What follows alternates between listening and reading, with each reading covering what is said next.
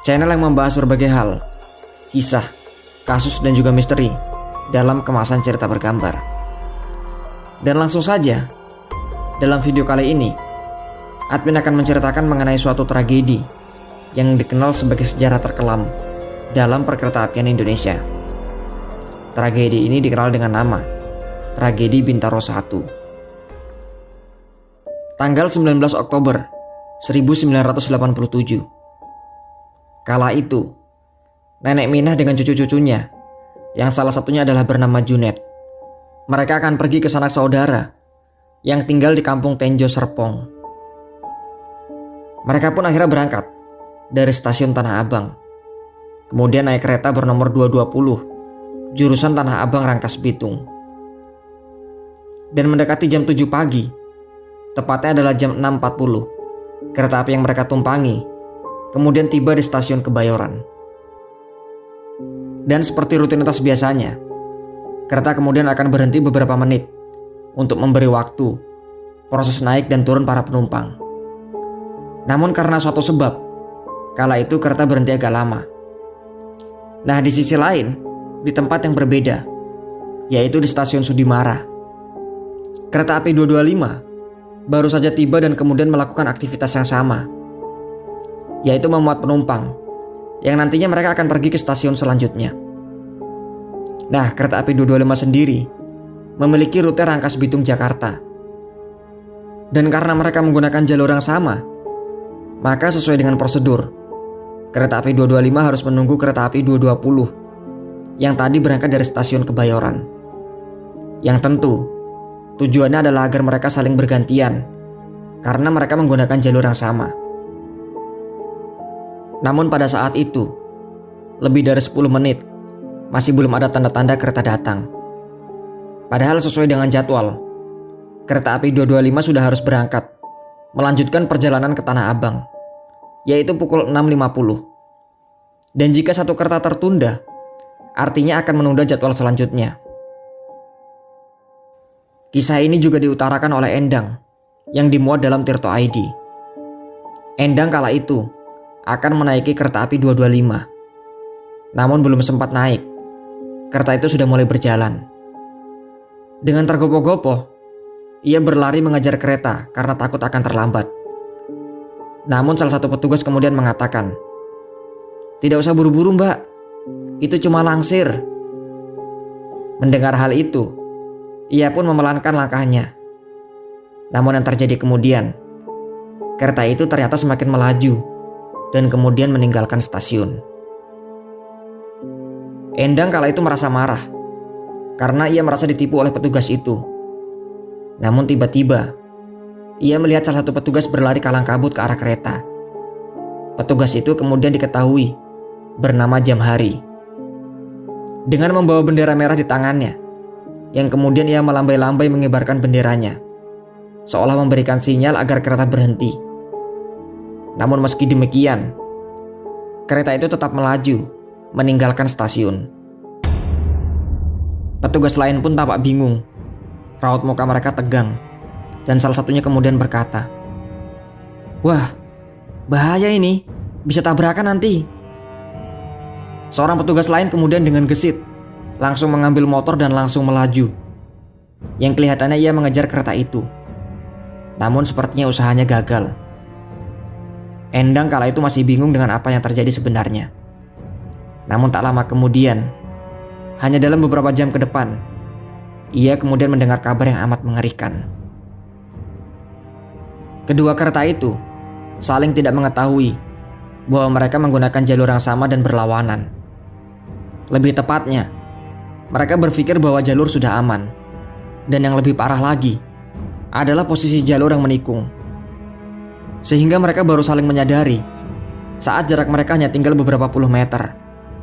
Mengerem pun sudah percuma.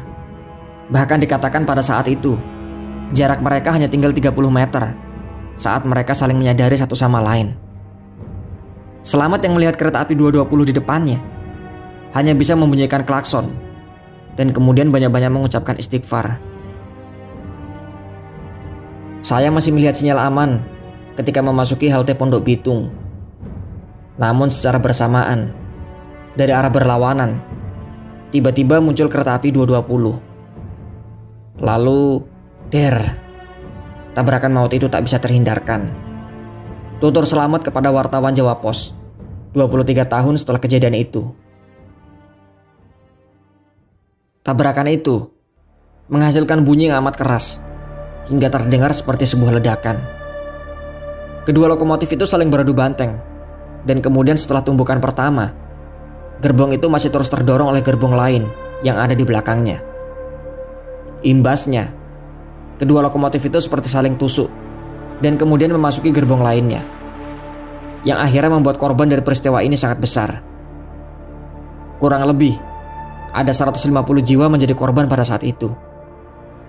Mereka yang ada di dalam gerbong bagian depan, sebagian besar tertusuk besi ataupun material lain yang ada dari kereta di depannya.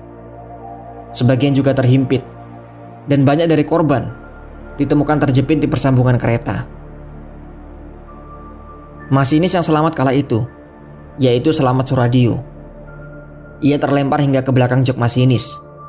Giginya pun rontok, terhantam handle rem kereta. Kaki kanannya patah, dan kulit pinggulnya sobek. Sejak saat itu ia kehilangan kesadaran, dan kemudian baru terbangun ketika ia sudah dirawat di RS Kramat Jati. Nenek Minah, yang jika kalian ingat akan menceritakan di awal video ini, ia pun turut menjadi korban. Nenek Minah yang duduk di gerbong pertama langsung tewas seketika bersama 4 cucunya. Mereka semua tak bisa terhindar dari himpitan besi-besi itu.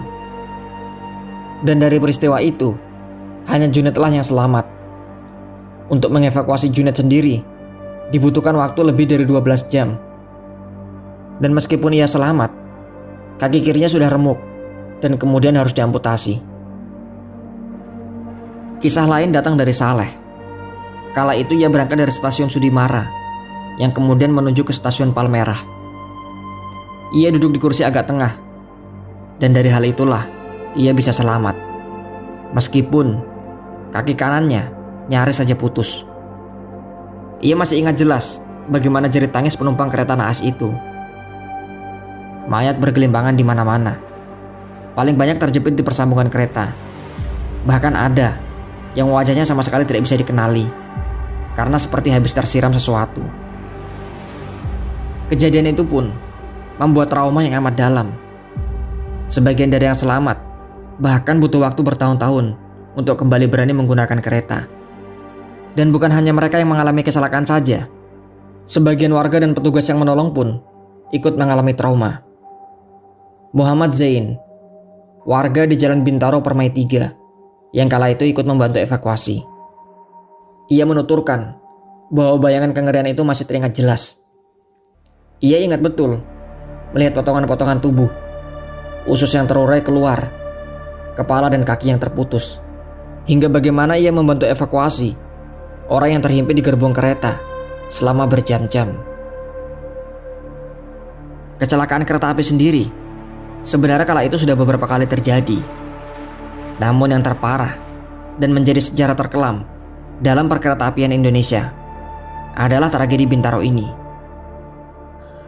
Dan karena ini juga, Rusmin Nurjadin, yaitu Menteri Perhubungan yang menjabat kala itu, ia kemudian memberi instruksi agar melakukan gabungan penyelidikan peristiwa kecelakaan kereta api, atau disingkat juga dengan nama GAPPKA, yang tujuannya adalah mengusut tuntas penyebab dari tabrakan ini. Ia bahkan memerintahkan agar dilakukan pengecekan jadwal kereta api di seluruh Indonesia.